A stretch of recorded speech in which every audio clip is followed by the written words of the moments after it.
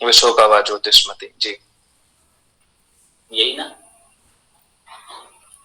हाँ जी सर, मतलब जब ये सब चीजें का बंद हो जाती हैं तो बुद्धि की उच्चतम अवस्था हमारी मतलब बुद्धि में मतलब शोक रहित हो जाती है और प्रकाशवान होने लगती है।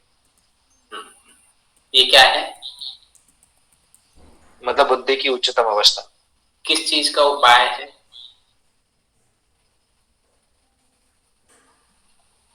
चित्त को स्थिर करने का। ठीक जी है,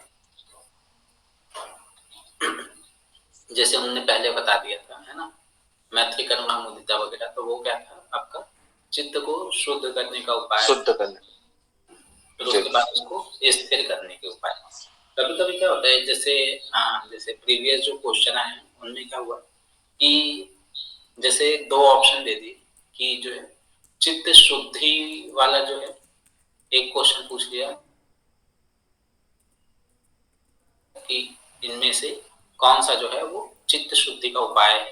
ठीक, इस तरीके से क्वेश्चन दे दिया, और उसमें से मैत्री करुणा वाला, या फिर मतलब कि मैत्री करुणा वाला जो वो है उसको दे दिया, है ना, तो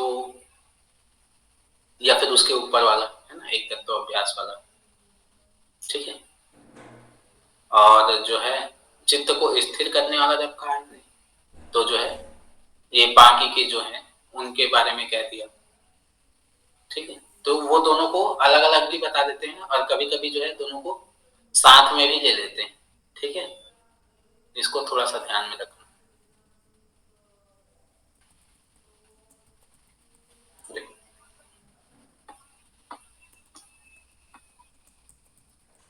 ये हो गया। इसमें क्या था? जी मैत्री करुणा वाला क्या है?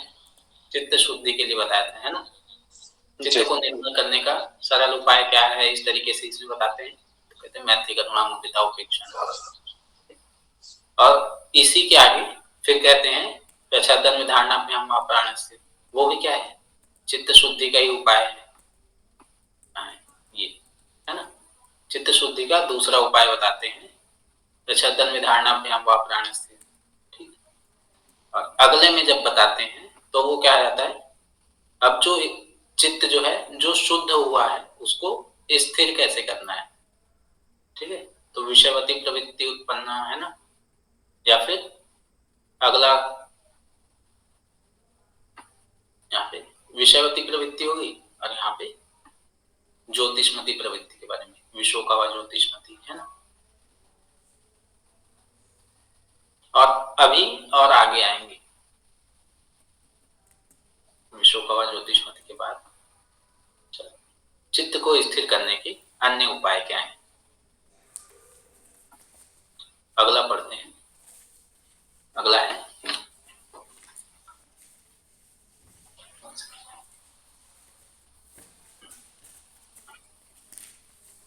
उसी क्रम में वितराग विषयम व चित्तम।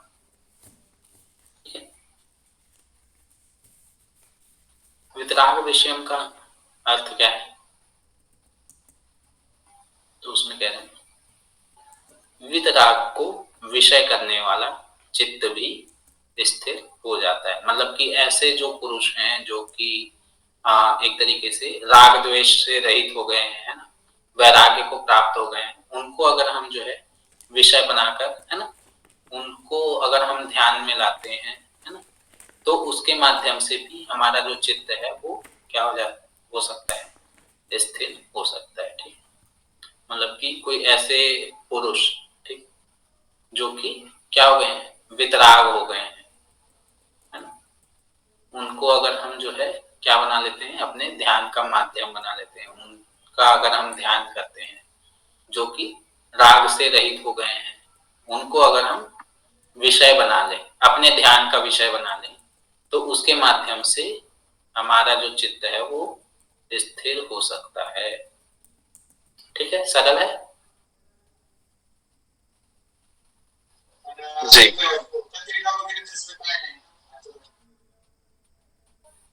मतलब कि जो विरक्त हैं, मतलब कि जिनको ये संसार मोह माया इन सब से जो ऊपर उठ चुके हैं, उनको अपने ध्यान का विषय बना लेना।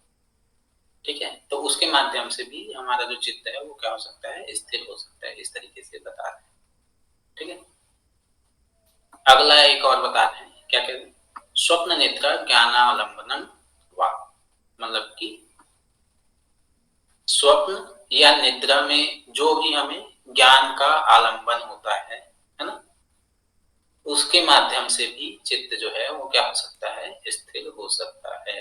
ठीक है, मतलब कि जैसे अगर आपने जो है निद्रा के दौरान या फिर जो है आपने कोई एक स्वप्न देखा जो कि आपका ऐसा स्वप्न था जो आपको योग के मार्ग में आगे बढ़ा दे, है ना, इस तरीके का, या फिर कोई ऐसा जिसमें आपको ईश्वर का साक्षात्कार हो गया, इस तरीके का कोई स्वप्न आता है ना, तो वो भी एक माध्यम बन जाता है किसका, चित्त को स्थिर करने का।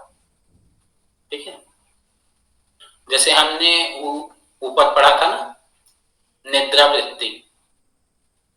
ठीक है, तो निद्रा के माध्यम से जब हम उसको एक तरीके से कह लीजिए उसका जो पॉजिटिव साइड था, है ना, उसका अक्लिष्ट वाला जो पार्ट था, उस तरीके से आप इसको समझ सकते हो कि उसमें जब अक्लिष्ट वाला था, जैसे हमने निद्रा में कोई इष्ट का जो है ध्यान कर लिया, जैसे हम कहते कि जैसे हमारा जो दिनचर्या होती है जिस तरीके की, उसी तरीके का फिर हमें निद्रा मतलब स्वप्न आते हैं, है ना, तो वो जो स्वप्न आया, है ना, तो उसके वो क्या बन गया, एक माध्यम बन गया किसका,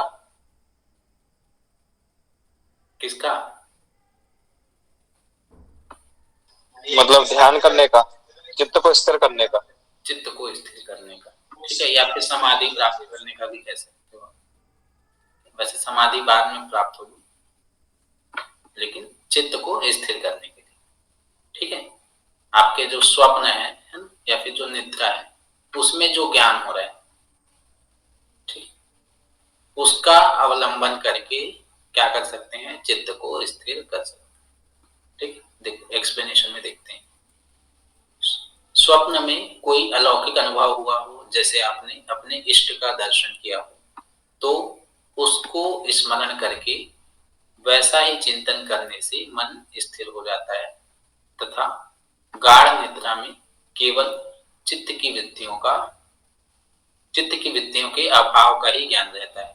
ये जो है आपका, ये जो लाइन है ना, ये उसी वाले को रिफ्लेक्ट कर रहा है जब हमने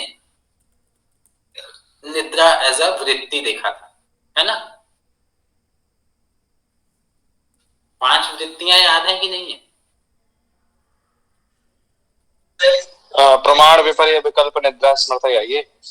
तो उन्हीं में से एक मतलब इन्होंने ये कहना चाह रहे हैं कि जब हमारा मन स्थिर हो जाता है तो हर वृत्ति में हम अपना मन को ध्यान लगा सकते हैं, निद्रा में भी लगा सकते हैं। ऐसा मन इतना हमारा स्थिर हो गया है, चित्त की वृत्तियां इतनी शांत हो गई हैं कि स्वप्न अवस्था में भी हम ध्यान को लगा सकते हैं। नहीं नहीं नहीं नहीं नहीं, वो उस तरीके से नहीं है, थोड़ा सा अलग है। जैसे हम जैसे निद्रा में जब जब हमने वृत्ति के रूप में पढ़ा था, तब हमने पढ़ा था कि निद्रा के निद्रा में अगर हम हैं, ठीक है, उसके बाद जब हम उठते हैं तो उस टाइम पे हमको क्या ज्ञान रहता है कि हाँ भाई हमने इस तरीके का स्वप्न देखा था, लेकिन एग्जैक्टली वो स्वप्न जो है वो थोड़ी देर बाद आपको याद नहीं रहता है कि मैंने क्या एग्जैक्टली स्वप्न देखा था, लेकिन पर उस समय तो पूर्णतः याद रहता है, थोड़ा सा उसका असर रहता है। कभी कभी तो इतना रियलिस्टिक लगता है कि पता ही नहीं चलता कि वो सपना था कि, लेकिन जैसे आप जग जाओ तो उसके बाद क्या रहता है, हाँ थोड़ा शांति होती है, सपना ही था ये। हाँ आभास होता है, पर स्मृति में आता है कि ये जो कुछ हम देख रहे थे वो हमें दिख रहा था प्रॉपर। उसमें क्या है, वो क्या होता है, ज्ञान का अभाव, मतलब कि जो ज्ञान का अभाव कहने का मतलब है वो जो एक्चुअल में जो चीज थी उसका जो रियल चीज था वो चीज नहीं रहता है, मतलब ये चीज थी इस तरीके से नहीं पता चलता है, बट कुछ तो देखा था मैंने, मतलब कि इतना जरूर याद रहता है कि हाँ भाई आज कुछ तो मैंने सपना देखा था, ये रहता है दिन भर। हाँ हाँ रहता है बिल्कुल। लेकिन एक्चुअल जो ज्ञान है वो नहीं रहता है, उसका अभाव हो जाता है कि हाँ भाई यही एग्जैक्टली था। नहीं रहता। ठीक है।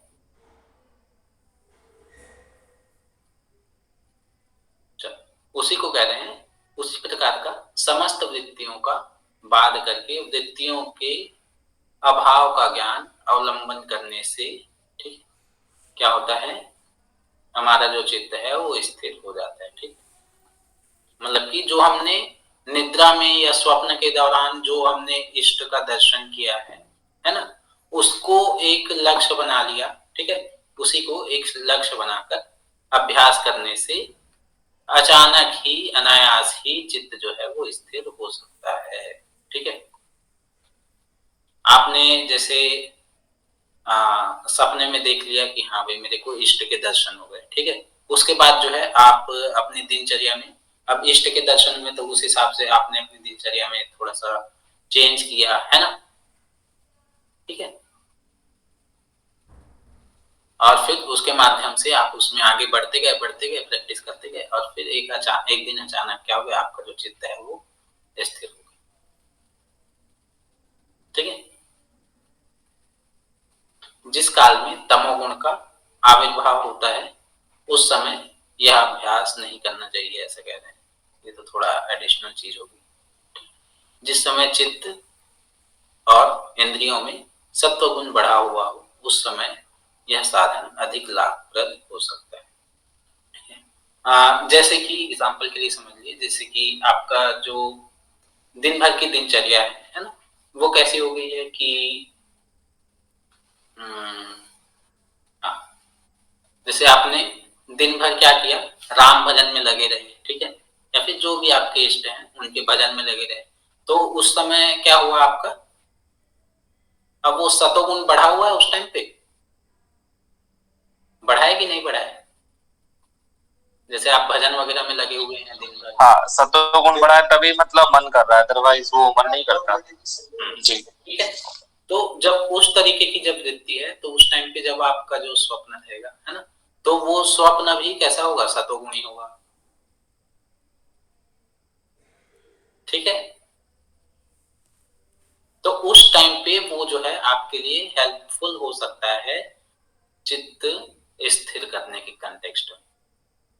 ठीक है, वहीं आपने दिन भर जो है मौज किया है, मजे किए हैं, पार्टी करी है, तब क्या होगा, आपका जो चित्त है वो तमोगुणी रहेगा, है ना, या फिर रजोगुणी रहेगा। मान लो आपने दिन भर आलस्य में गंवा दिया, ठीक है,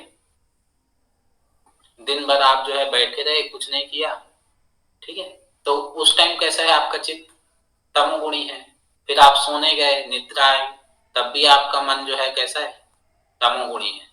तो उस टाइम पे ये जो चीज है वो काम नहीं करेगी। ठीक है, तब तब नहीं कह सकते कि ये जो है स्वप्न निद्रा ज्ञानालंबनम हुआ। फिर उस टाइम पे तो तमोगुण वाले ही चीज वो आएंगी ना, उस तरीके का स्वप्न होगा ना। तो सत्व गुण वाले जो स्वप्न होंगे वो बन सकते हैं कारण किसका, चित्त स्थिरता। ठीक है,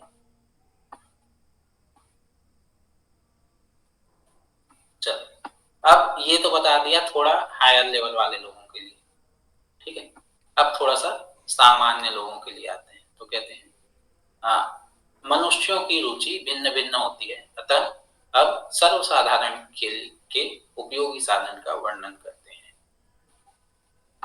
और ये जो है लास्ट मेथड है किसका, चित्त की स्थिरता का या फिर मन की स्थिरता का आप कह सकते हैं। ठीक, क्या कह रहे हैं, यथा अभिमत ध्यानत्वा, यथा अभिमत ध्यानात् वा।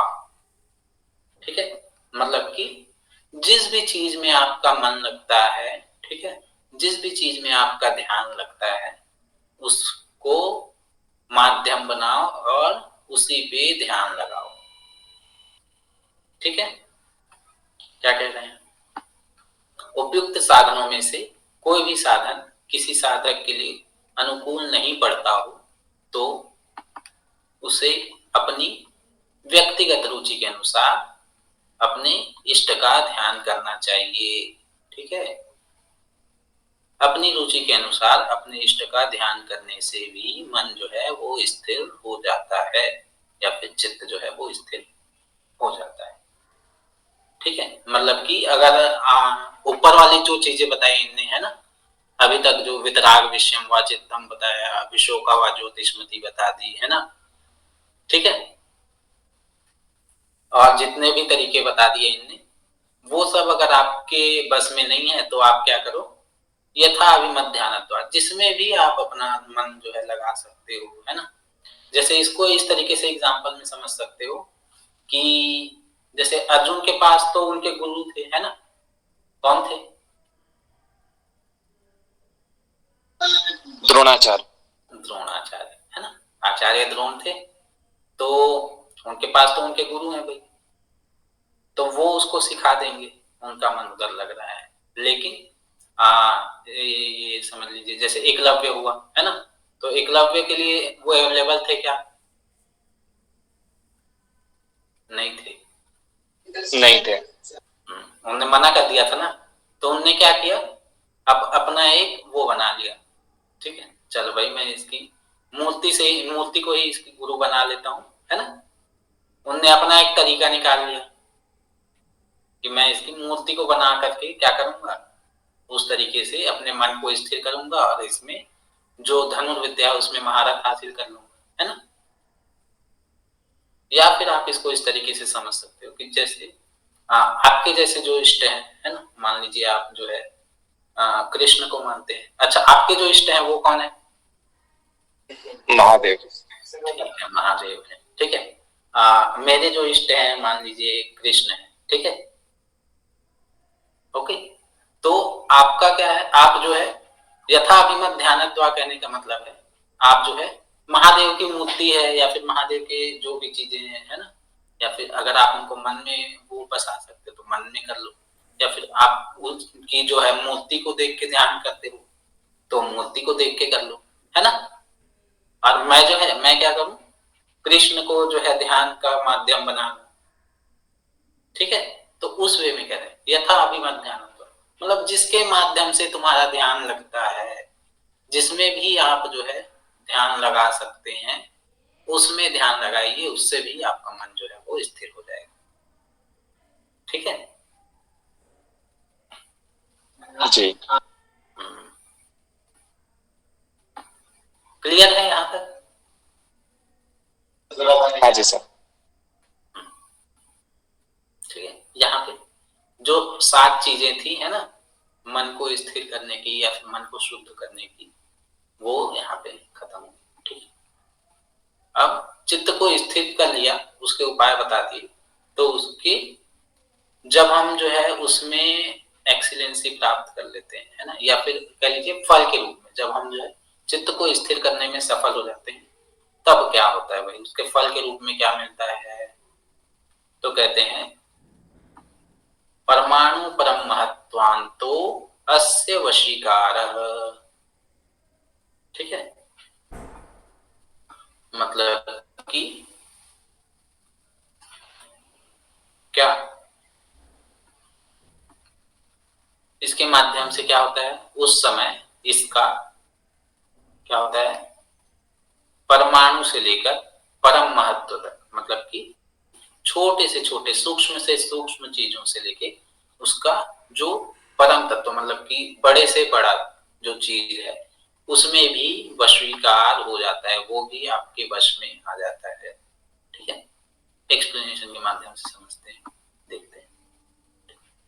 अभ्यास करते करते जब साधक का चित्त भली भांति स्थिति की योग्यता प्राप्त कर लेता है, मतलब कि स्टेबल हो जाता है, उस समय क्या होता है, उस समय साधक अपने चित्त को सूक्ष्म से सूक्ष्म पदार्थ से लेकर बड़े से बड़े महान पदार्थ तक चाहे जहां तत्काल स्थिर कर सकता है। मतलब एक बार उसने क्या किया, चित्त को स्थिर करने का जहां उसका प्रयास जो है वो सुबल हो गया, है ना, ठीक है, उसमें जब मैच्योरिटी आ गई, है ना, योग्यता आ गई, तब क्या हो जाएगा, वो किसी भी चीज, छोटे से छोटे चीज पे भी अपना ध्यान जो है लगा सकता है, स्थिर उसमें चित्त को स्थिर कर सकता है, ठीक। और बड़े से बड़ा चीज भी जो है उसमें भी आप अपने जो चित्त है उसको स्थिर कर सकता है। ठीक है, उसका अपने चित्त पर पूर्ण अधिकार हो जाता है। ठीक है, वशीकार जहां पे भी वर्ड आएगा ना, तो वशीकार का मतलब है कंप्लीट जो है उसमें। वशीकार क्या होता है? कंट्रोल, है ना, हाँ, नियंत्रण करना जी। अपने वश में कर लेना, है ना। तो कंप्लीट जो वश में आ जाए, है ना, उसमें पूर्णतः जब अधिकार हो जाए, तो वो जो अवस्था है उसको हम वशीकार कहते हैं। ठीक है, तो जैसे आपने जो है महादेव का जो है महादेव पे अपना जो चित्त है उसको स्थिर करना सीख लिया। ठीक है, तो उसके बाद जो है आप क्या करोगे, किसी भी छोटे से छोटे चीज में, ठीक है, मतलब कि छोटे से छोटा क्या हो सकता है, कोई अणु, परमाणु, ठीक है, तो उसमें भी आप जो है अपने जो चित्त है उसको स्थिर कर सकते हो, या फिर बड़े से बड़ा, जो भी आप जितना भी बड़ा आप समझ सकते हो, उसमें भी आप अपने चित्त को स्थिर कर सकते हो। ठीक है, ओके, नहीं आया? हाँ सर, क्लियर। ठीक है, जैसे एग्जाम्पल के लिए आप समझ लो कि जैसे आपने आ,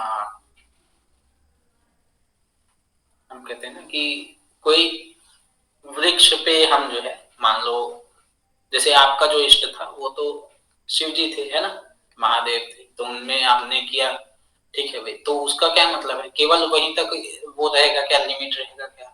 अब एक चीज पे आपने जो है स्थिर करना सीख लिया, है ना, तो अब आप हर चीज में स्थिर कर सकते हो। ठीक है, छोटे से छोटा और बड़े से बड़ा, हर एक चीज में आपका जो चित्त है वो स्थिर हो जाएगा। इस तरीके से वशीकार जो है वो आ जाएगा। ठीक है, वशीकार एक बार और आया था, कहाँ आया था?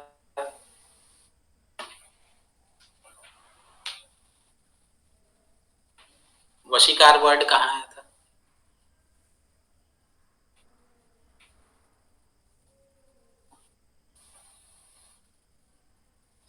नहीं याद आ रहा है सर, थोड़ा सा याद दिलाइए। बहुत बढ़िया,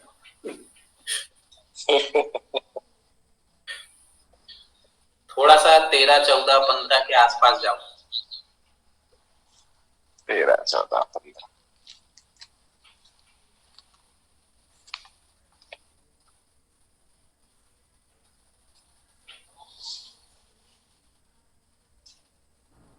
नहीं आया अभी?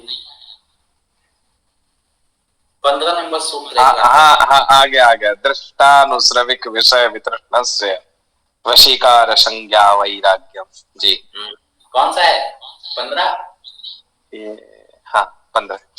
हाँ, ठीक है, तो वहां पे भी क्या है, वशीकार आया ना, तो वहां पे भी जी जी वशीकार मतलब यही है। ठीक है, उसमें कंप्लीट रूप से हमारा जो है वो अधिकार हो जाएगा। ठीक है, जी। चलो, ये क्लियर है? हाँ जी सर। परमाणु परमात्मा तो हाँ जी सर। किसका फल है ये?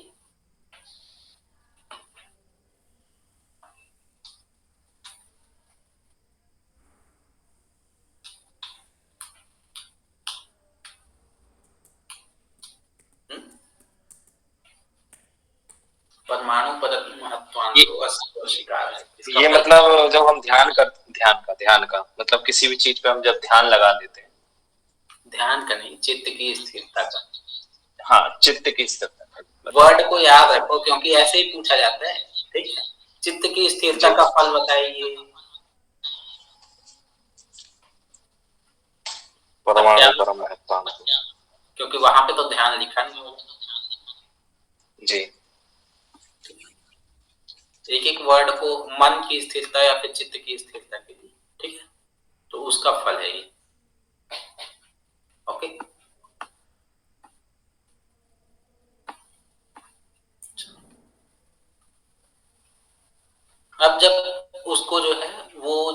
जो चित्त है वो क्या हो गया, शुद्ध हो गया, है ना। शुद्ध होने के बाद स्थिर भी हो गया, है ना। तो अब क्या होगा,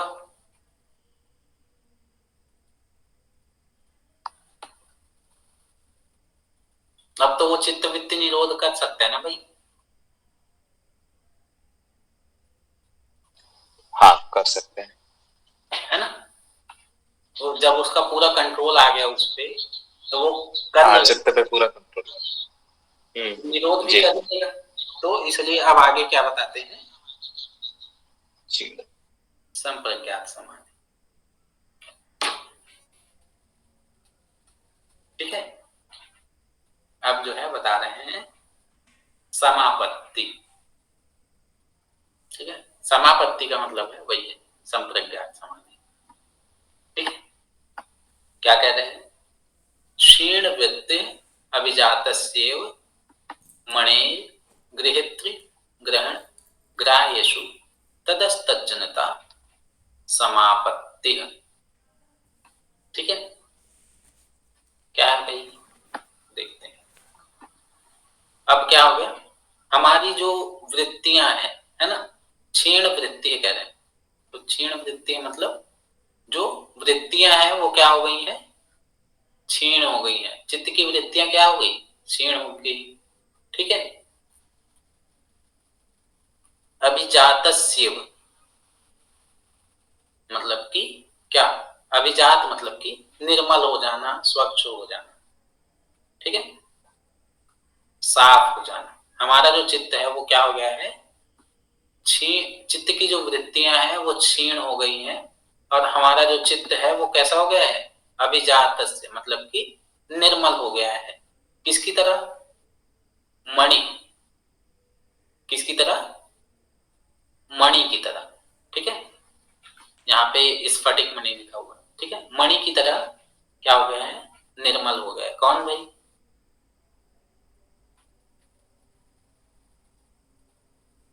कौन हुआ है निर्मल, मन हुआ है एकदम चित्त। ठीक है,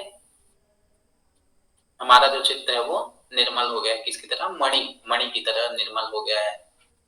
ठीक है, अब क्या होगा, गृहित्री ग्रहण और ग्राह्यशु। गृहित्री क्या होता है,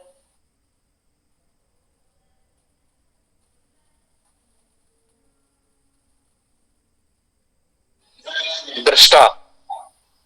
गृहित्री मतलब कि ग्रहण करने वाला। तो कौन ग्रहण जी जी। करेगा,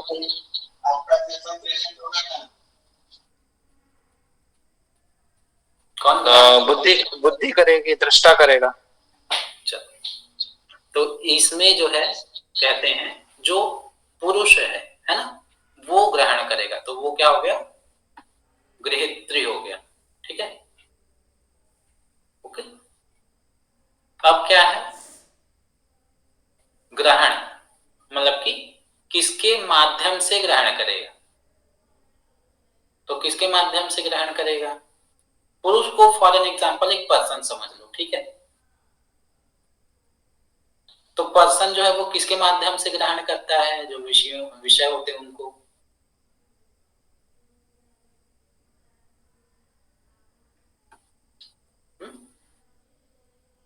आप किसके माध्यम से खाना खाते हो, मुख के माध्यम से। ठीक है।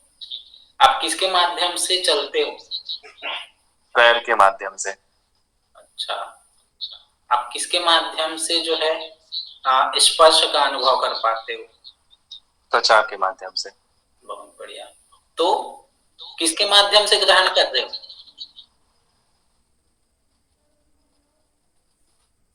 बुद्धि के माध्यम से, दृष्टा के माध्यम से। अरे दृष्टा के माध्यम से। मतलब स्वयं। तुमने तो हाथ से, अभी तो बताया ना तुमने कि तुम हाथ से जो है खाना खाते हो, खा के मुंह से खाते हो, है ना, पैर से चलते हो। तो ये सब क्या है, जी। इंद्रियां हैं। हाँ, इंद्रियों के माध्यम से। हाँ, सही बात है। इंद्रिय के माध्यम से, बुद्धि भी इसमें आएगा। ठीक है, सही है आपका, इंद्रिय। बुद्धि के माध्यम से। जी। ठीक है, जो हमारा अंतःकरण होता है ना, चित्त, जी। मन, बुद्धि और अहंकार, ठीक है। वैसे मन, बुद्धि, चित्त, अहंकार कहते हैं, लेकिन जब हम 25 तत्व गिनेंगे तो इसमें मन, बुद्धि और अहंकार आ जाएगा, ठीक है। और जो 10 इंद्रियां हैं उनके माध्यम से हम क्या करते हैं, ग्रहण करते हैं। और ग्राह्यशु मतलब कि जिसको ग्रहण किया जाए, तो किसको ग्रहण किया जाए भाई?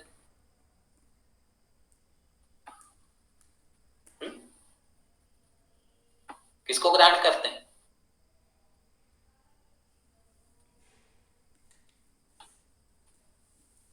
विषयों को। जी जी, विषयों को, जो कुछ भी ग्रहण हो रहा है सब कुछ। हाँ। तो इसमें जो विषय है वो क्या है? पंच महाभूत,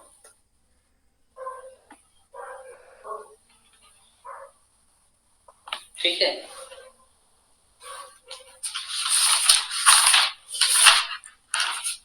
नहीं क्लियर हुआ? हाँ सर, क्लियर है।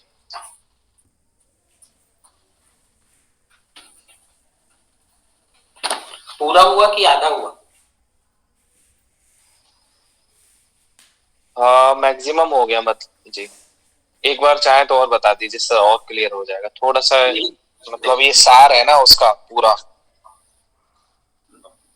मतलब हमारा चित्त पूरी तरह से मणि स्फटिक के समान शुद्ध ये हो वाला गया। स्लाइड दिख रहा है? हाँ सर, दिख रहा है। देखो, अब इसमें जो है हमने क्या कहा, जो पुरुष है ना, वो क्या हो गया?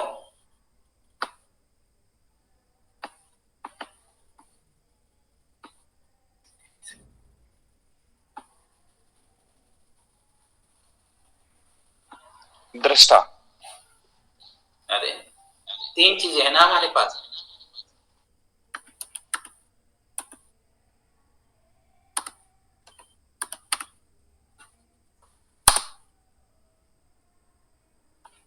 ये थोड़ा सा अच्छे से नहीं दिख रहा है। दिख रहा है सर, ग्रहित्री। ठीक है।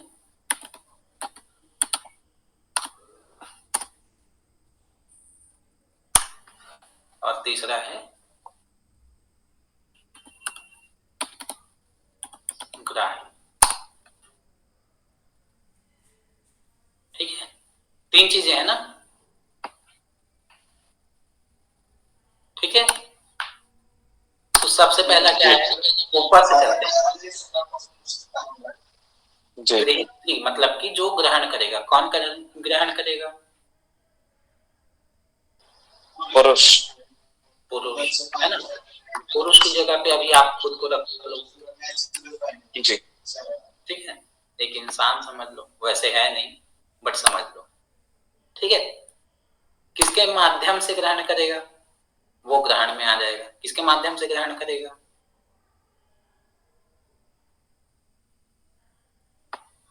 प्रकृति के माध्यम से। प्रकृति अलग रखो अभी। अच्छा, प्रकृति अलग है। ग्रहण करेगा इंद्रियों के माध्यम से करेगा। इंद्रियों के माध्यम से और बुद्धि के माध्यम से, बुद्धि के माध्यम से, जी। ठीक है। और बुद्धि के साथ अंतःकरण, ठीक है। तो यहाँ पे क्या आ गया? जी। आ गया इंद्रिय और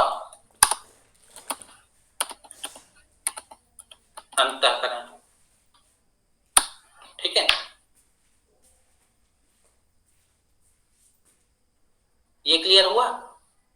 इंद्रियां कौन कौन सी हैं ये दिख रही है? हाँ सर, दिख रही है। 5 ज्ञान इंद्रिय और 5 पांच कर्म, ज्ञान इंद्रिय, 5 कर्म इंद्रिय और 1 मन। ठीक है। ये 10 हो गए, 11 हो गए। जी। और एक अहंकार, कितना हो गया? 12। एक बुद्धि, कितना हो गया? 13। 13 काउंट करें तो इसके अंदर आ गई कितनी चीजें? 13। 13 चीजें, ठीक है। चेक हुआ? अभी क्लियर है ग्रहण? जी। ग्रहण क्या है? जिसके माध्यम से हम ग्रहण करेंगे। तो किसके माध्यम से ग्रहण करेंगे? इंद्रियों के माध्यम से, अंतःकरण के माध्यम से, और एक मतलब ये 13 चीजें इनके माध्यम से हम ग्रहण करेंगे। यहाँ से इसको देखो, पुरुष को तो हमने सबसे अलग ही कर दिया है ना, पुरुष हाँ तो जी। ठीक है। अब यहाँ से देखो, ये और इतना, ठीक है। जी। यहाँ से हमने काटा और इधर ले गए। समझ में आया? जी। जो आपकी बुद्धि है और अहंकार है, ठीक है, और उसके साथ जो राजसिक और सात्विक से मिलके बनी है, ठीक है, उतने को हमने क्या ले लिया? ग्रहण में ले लिया। इसके माध्यम से ग्रहण करेंगे भाई। बुद्धि के माध्यम से किसी चीज को इनपुट लेते हैं ना। जी। अब हम किसको इनपुट में लेंगे? किसको सेंसेस में लेंगे? तो किसको लेंगे?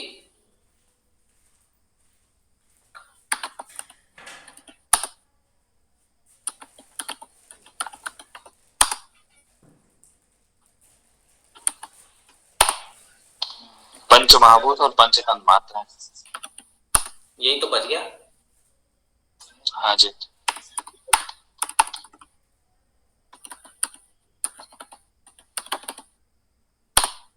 ठीक है, तो ये कितने हो गए? 23 हो गए। मतलब दोनों मिला के 10 और ये इधर 13, 23 हो गए। और एक पुरुष। पुरुष 24।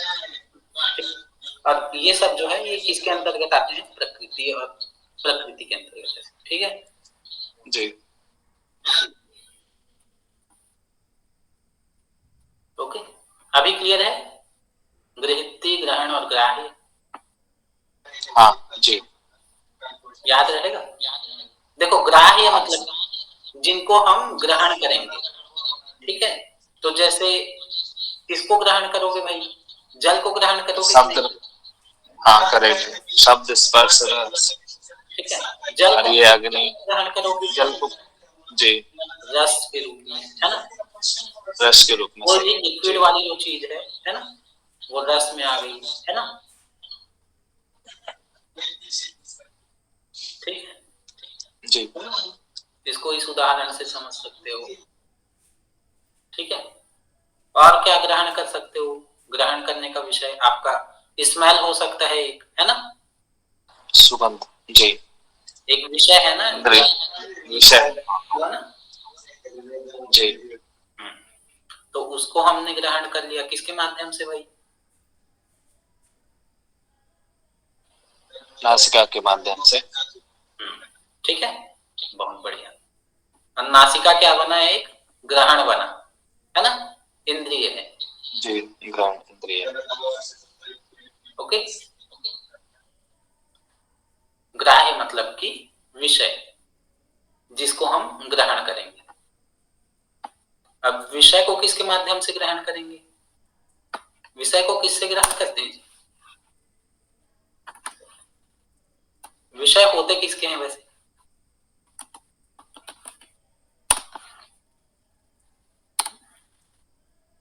इंद्रियों के विषय होंगे ना। जी। तो ये क्लियर हो गया? हाँ जी। इनको याद रखिएगा। 5 ज्ञानेंद्रियां कौन सी हैं, कर्मेंद्रियां कौन सी हैं, है ना, तन्मात्राएं कौन सी हैं, और महाभूत कौन कौन से। जी। राजसिक का कुछ नहीं होता सर, ये कुछ नहीं करता। राजसिक एक्चुअली कैसे होता है? इसमें सात्विक और राजसिक दोनों मिलके जो है ये ज्ञानेंद्रियों का और कर्मेंद्रियों का निर्माण करता है। और राजसिक तामसिक मिलके इनका पंच महाभूत और पंच तन्मात्राओं का, राजसिक और तामसिक मिलके पंच तन्मात्राओं का जो है उद्भव करते हैं। और इन जो पंच तन्मात्राएं हैं उनके माध्यम से पंच महाभूत का उद्भव होता है। जी। ठीक है, जी जी। ये जो है सृष्टि का क्रम है, किस तरीके से जो सृष्टि है वो बढ़ती है, ठीक है। ये जो संसार जगत है उसमें किस तरीके से उत्पत्ति का क्रम भी कह सकते हो आप। जी। ये कंसेप्ट है किसका, सांख्य दर्शन का। यही, क्योंकि दोनों जो है पैरेलल चलते हैं, तो सांख्य के कुछ कंसेप्ट जो है वो इसमें भी आते हैं। जैसे कि हमने पढ़ा था, क्या पढ़ा था अभी अभी थोड़े दिन पहले, कल ही पढ़ा था, दुख दौर मनस्य अंग में जयत्व। तो उसको हाँ एक्सप्लेन, मुझे तो जब हमने दुख को एक्सप्लेन किया था तो किसके माध्यम से किया था, सांख्य दर्शन से। दैविक आदि दैविक आदि भौतिक। तो वो कंसेप्ट भी सांख्य का है, जी। ठीक है। हाँ जी। ये क्लियर हो गया ना। हाँ जी।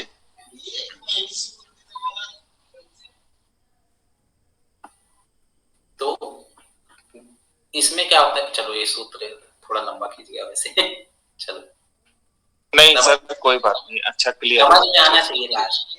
हाँ सर समझ में आया सर अच्छे से। इसमें क्या हुआ, क्षीण वृत्ति, वृत्तियां जो है वो क्षीण हो गई, ठीक है। अभिजातस्य, अभिजातस्य इव, अभिजातस्य मतलब कि निर्मल हो गया, शुद्ध हो गया, ठीक है। किसके समान शुद्ध हो गया, मणि के समान। कौन शुद्ध हो रहा है भाई, चित्त, ठीक है। हमारी जो चित्त है वो, उसकी वृत्तियां जो है वो क्षीण हो गई, और हमारा चित्त जो है वो मणि के समान जब निर्मल हो गया, है ना, तब क्या हुआ, गृहेत्री, ग्रहण और ग्राह्यशु, ठीक है। जो गृहेत्री है मतलब कि जो पुरुष है ना, और कौन है, ग्रहण, जो इंद्रियां हैं, और कौन है, ग्राह्य मतलब कि जो पंच महाभूत है और उनके जो है तन्मात्राएं हैं, उनमें क्या हो जाता है, तटस्थ तद जनता, मतलब उसमें क्या हो जाता है, तटस्थ मतलब एक आकार हो तदाकार हो जाता है या मिल जाता तटस्थ मतलब होना कि उसमें स्थिर होना, है। ठीक है। स्थिर लिखा है ना, आधा सा था, इससे आप समझ सकते हो स्थिर हाँ होना, जी जी। ठीक है। और दूसरा वर्ड यहाँ पे यूज हुआ है तद जनता, मतलब कि तदाकार हो जाना, ठीक है, उसी में समा जाना, एक तरीके से समझ सकते हो, ठीक है। एकाकार हो जाना, तदाकार हो जाना, स्थिर हो जाना, तो उस स्थिति को हम क्या कहेंगे, समापत्ति कहेंगे, ठीक है। और समापत्ति को मैंने अभी भी बताया था, संप्रज्ञात समाधि को हम समापत्ति कहते हैं। वो आगे और क्लियर हो जाएगा, समापत्ति को संप्रज्ञात समाधि कहते हैं कि नहीं कहते हैं, ठीक है। ये क्लियर हाँ हो, जी सर। क्षीण जी विद्या सर। मणेत गृहेत्री ज्ञान ग्राह्यसु तदस्तद जनना, तदस्तद जनता समापत्ति, ठीक है। तो जब जो है हमारी जो वृत्तियां हैं, है ना, जो बाह्य जो वृत्तियां हैं वो समाप्त हो जाए, और हमारा जो चित्त है वो मणि के समान निर्मल हो जाए, और क्या हो, जो ग्रहिता, ग्रहण और ग्राह्य है ना, वो उसमें स्थिर हो जाए, हमारा जो चित्त है वो इसमें स्थिर हो जाए, है ना, या फिर तदाकार हो जाए, तब क्या होगा, संप्रज्ञात समाधि की अवस्था होगी, ठीक है। हाँ जी सर। मतलब कि इसमें क्या हो गया, जिसमें हम ध्यान लगा रहे हैं उसमें जो हमारी जो वृत्तियां हैं चूंकि शांत हो गई हैं, है ना, जो भी विषय वगैरह आदि हैं, गृहित्री, ग्रहण, ग्राह्य वगैरह वाली जो चीजें हैं, उन सब में भी क्या हो गया है, स्थिरता आ गई है ना। तो हमारा जो ध्येय जो होगा, हमारा जो लक्ष्य होगा, उसी में ही हमारा जो चित्त है वो लगेगा, ठीक है। और उसी में क्या हो जाएगा, स्थिर हो जाएगा, तदाकार हो जाएगा। यही क्या अवस्था क्या है, संप्रज्ञात समाधि, ठीक है। जब हम पढ़ रहे थे जब हमने सेकंड सूत्र पढ़ा था, क्या पढ़ा था, पहला चैप्टर सेकंड सूत्र,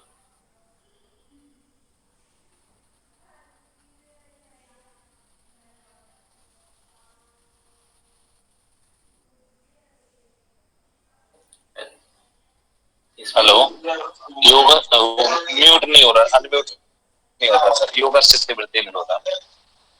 ठीक है, चित्त वृत्ति का निरोध है ना? तो जब चित्त की वृत्तियों का निरोध है तो उसमें हमने भूमियां पढ़ी थी कुछ, याद है?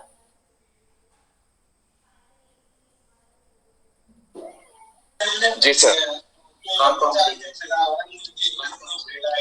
भूमिया मतलब चित्त की भूमि? प्रमाण पेपर। अरे रे रे रे, वो तो वृत्तियां हैं। चित्त की भूमिया पंचतैया वृत्ति, वो तो वृत्तियां हो गई। भूमियां कौन कौन सी? नहीं पढ़ रहे हो? चलो, कौन कौन सर? चित्त मूड विक्षिप्तम एकाग्र निरुद्ध, बताया था? हाँ हाँ सर। नहीं बताया जी है ना? बताया था सर आपने। तो जो एकाग्र अवस्था थी उसको हमने क्या कहा? संप्रज्ञात समाधि वाली अवस्था है ना? अगर एकाग्र अवस्था तक भी पहुंचे तो वो क्या है? समाधि की अवस्था है। इसीलिए उसने सर्वचित्त वृत्ति निरोध नहीं कहा है, एक्सप्लेन किया था। निरुद्ध अवस्था तो समाधि है, जो एकाग्र अवस्था है वो भी क्या है? समाधि है। ठीक है, तो उसी को यहाँ पे बता रहे हैं। ठीक है, चल। तो जब हमारा जो चित्त है उसकी वृत्तियां जब शांत हो जाती हैं, है ना, और हमारा जो चित्त है वो मणि के समान निर्मल हो जाता है, गृहीत्री ग्रहण और ग्राह्य मतलब कि पुरुष है ना, और उसके जो इंद्रियों के जो इंद्रियां हैं, अंतःकरण है, और उसके जो विषय है ना, उनमें जब जो है क्या हो जाता है, वो जब तटस्थ हो जाते हैं उसमें तदाकार जो है वो हो जाता है, तो वो अवस्था क्या कहलाती है? समापत्ति कहलाती है, संप्रज्ञात समाधि कहलाती है। ठीक है, इसको याद रखना है, इनको अलग अलग। ठीक है, ग्रहिता कितने होते हैं, ग्रहण कितने होते हैं, उसके अंतर्गत क्या क्या चीजें आती हैं, और ग्राह्य क्या क्या होता है। ठीक है, याद रहेगा? जी सर। हाँ 13 तो ग्राह्य है। अरे ग्रहण मतलब सॉरी, ग्रहण है, वो उल्टा बोल दिया। 13 ग्रहण है और 10 ग्राह्य और 1 पुरुष। इसको ऐसे याद रखो ना, इसको देखो, यहां से काट दो। ठीक, 10 ये हो गए, और बीच का निकाल के प्रकृति को हटा के तो ये 13 ये हो जाएंगे। यहाँ से इसको काट दो, लेकिन किसके अंतर्गत आता है ये भी याद रखना है ना। जी। ठीक है, यहाँ से इतना काट तो रहे हो, लेकिन किसके अंतर्गत? अगर लाइन से याद रखना है, अगर सूत्र आपको याद रहेगा ना तो चीजें लाइन से भी याद रहेंगी। ठीक है, सबसे पहले उन्होंने क्या कहा? गृहित्री। ठीक है, तो गृहित्री में आपका पुरुष आया। ठीक है, ग्रहण जब वो कह रहे हैं तो ग्रहण में क्या आएगा? उसके नीचे, पुरुष के नीचे क्या है? बुद्धि है, अहंकार है। ठीक है, जब अंतःकरण याद आ गया तो अंतःकरण में से मन बुद्धि अहंकार आता है ना। 4 अंतःकरण कौन कौन से? मन बुद्धि चित्त अहंकार, है कि नहीं है? हाँ जी हाँ जी सर। लेकिन मन तो वही, मन क्या है? इंद्रियों में भी आता है ना। तो जब ये याद आ जाएगा तो मन भी याद आ जाएगा, और मन से इंद्रियां भी याद आ जाएंगी कि बाकी की इंद्रियों को भी इसी के अंदर ले लो। ठीक है, अब तीसरा चीज रह गया, क्या रह गया? ग्राह्य। तो ग्राह्य में बाकी जो बच गया वो ग्राह्य। ठीक है,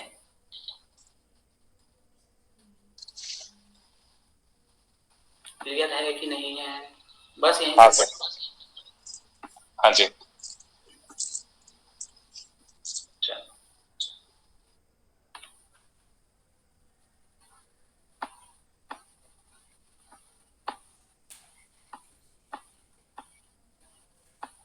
अच्छा खासा इसका एक्सप्लेनेशन दिया है।